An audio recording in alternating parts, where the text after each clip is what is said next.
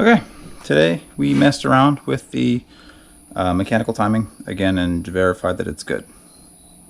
So here's some time lapse.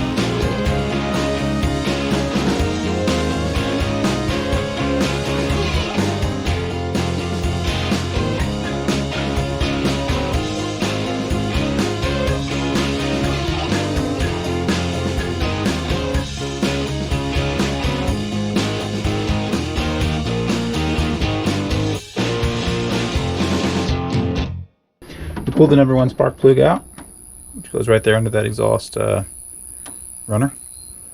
Stuck something down in there and turned the motor over while we looked at our timing marks here, which you can see down in there, sort of.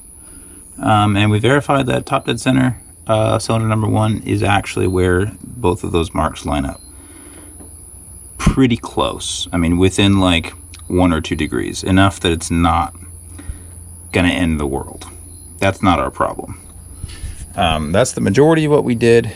It's pretty jank, but we got ourselves a bolt now on our power steering pump pulley so that it will not walk out anymore. We put our backup belt on there.